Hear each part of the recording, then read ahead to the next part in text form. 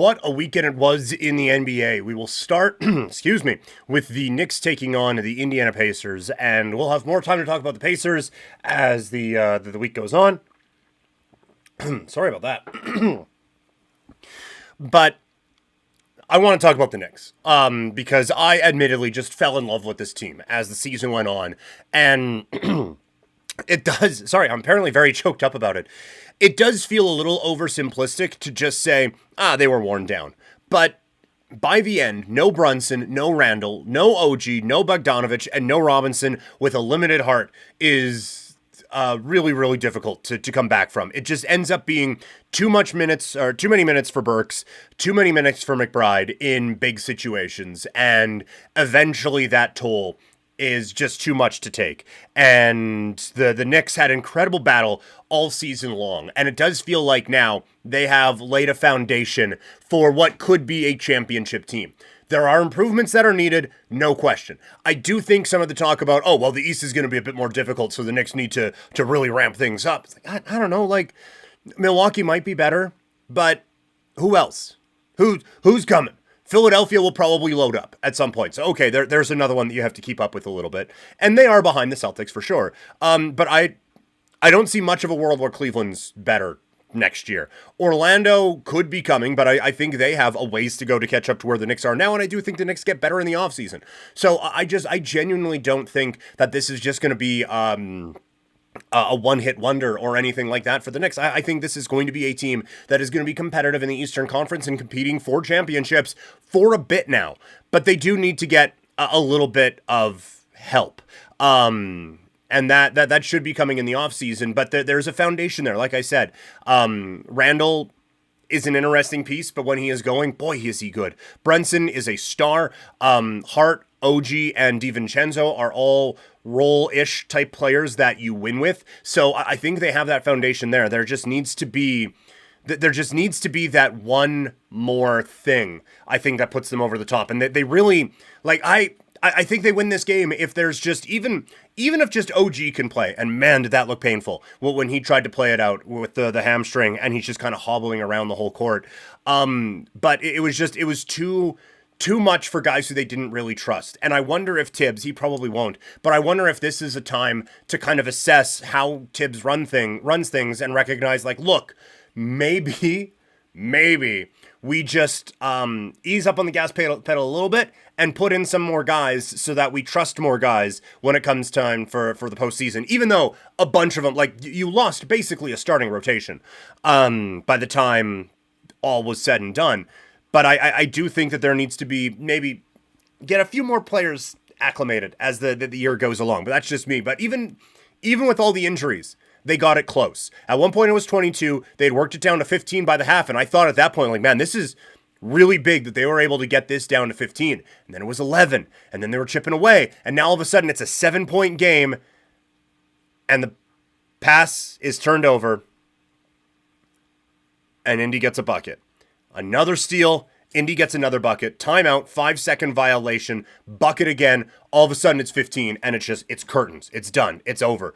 And you look bigger picture at it, Nembhard hits this unbelievable shot in game 3 that, like, if you replay that game 10 times, he's missing that 7 or 8 of them. But this universe just happened to be the one where he hit it, and instead of 3-0, it's 2-1. I don't think they blow a 3-0 lead in this series. I'm going to give the Pacers their flowers in a second because they deserve a lot of them. But this Knicks team, for the battle that they showed, I loved having Madison Square Garden matter again. I loved having the Knicks matter again. I loved that energy that this team brought, and they are going to bring it. This offseason is going to be, I think, really interesting. You now have a style of player that you are looking for that will fit what you are looking to do. You now have a foundation for the first time in so long in New York that you can build around. Onward and upward, I think, for the New York Knicks. But the Indiana Pacers put up an all-time great Game 7, and they should absolutely be credited for that. The best field goal percentage in the history of Game 7s. I don't care if the Knicks were beat up. If you're doing that in a random shoot-around, that's incredible with what was on the line. Just fantastic performances, especially at the start, where they just, like, put it away early. And like I said, the Knicks had that comeback, but you come out there and just immediately establish, like, hey, I know we were scared in that Game 5. We're not here today.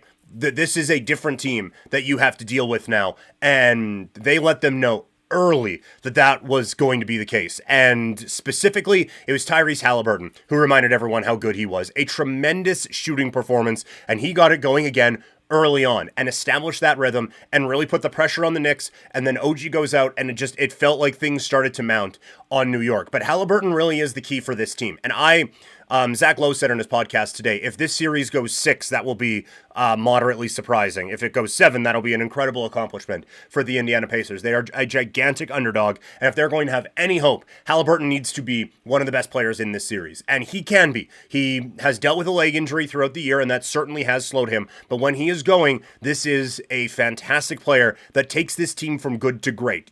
Offensively, anyway. Defensively, but offensively, he takes this team from good to great, and he also got a lot of help in Game 7. I thought Siakam was great off the start, and they were talking about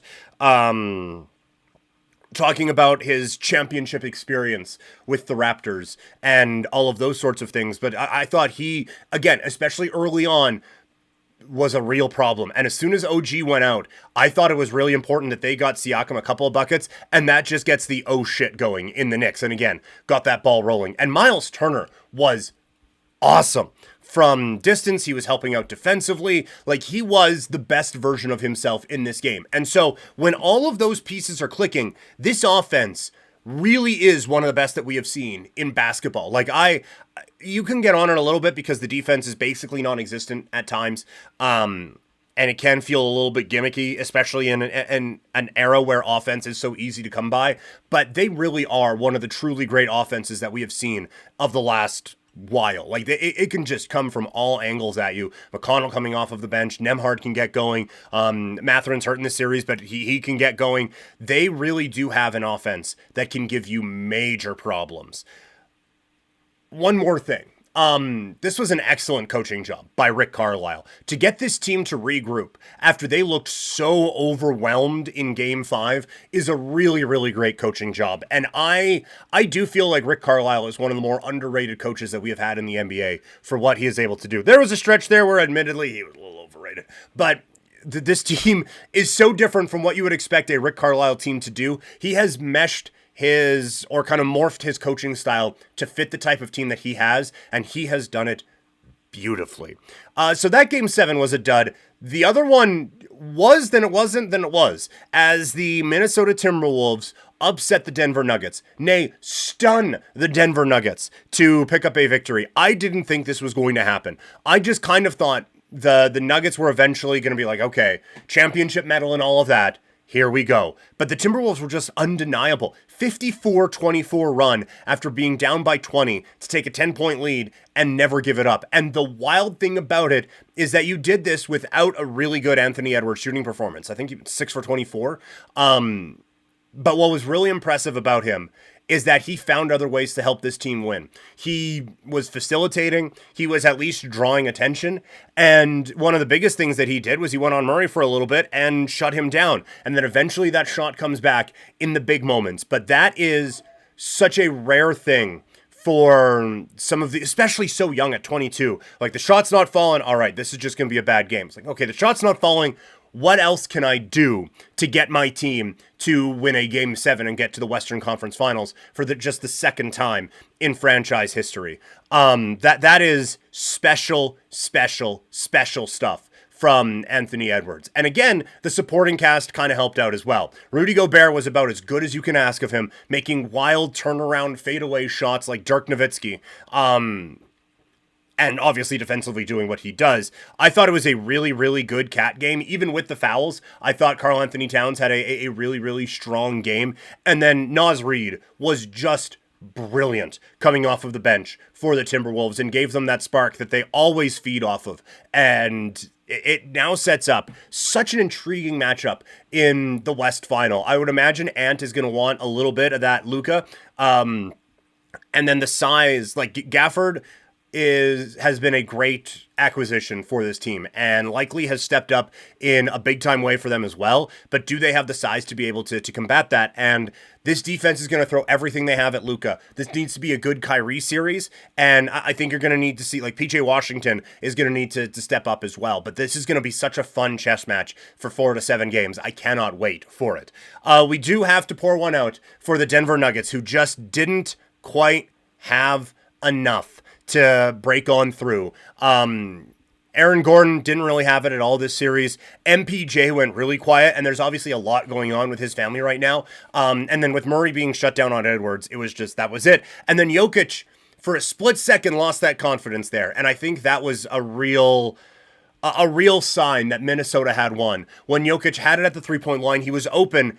And for the first time, I'm not going to say he looked spooked, but he was looking somewhere else. He didn't trust what he had at that time. And he kind of looked around, was like, well, no one else is going, so I have to shoot this. And it clangs and it doesn't go. But they just didn't have enough here at the end. And I think now, you talk about championship foundation. They obviously have it. They're the defending champions. But they need to address that depth in this offseason. And that tax is creeping up and creeping up and creeping up and creeping up. So it's going to be difficult. And the West is only going to be getting better. There's no way that this isn't the worst season Victor Wembanyama has with the San Antonio Spurs. Memphis is getting everybody back now with Ja Morant and all of those guys. Not Steven Adams anymore, but they are getting everyone back. The Lakers aren't going to go quietly into that dark night either, right? Same with the Clippers. There is so much you need to worry about in this West. Like, I don't think that this is going to be the end for Minnesota. So there's obviously a lot that is coming at these guys that they need to figure out. Oklahoma City too. There's a lot coming at these guys that they're going to have to deal with. There is no question they have to improve. The depth, I think, specifically has to improve. That bench is going to have to come up big, like it did a season ago. They're going to need to step it up. And I do think they'll be able to find the pieces that you need. But this wasn't just, we lost a tough year. We were tired after playing all that basketball. No. This was Minnesota Timberwolves beating you on a home court that was supposed to be unbeatable. So they need to assess, be humble about it, and try to grow from here.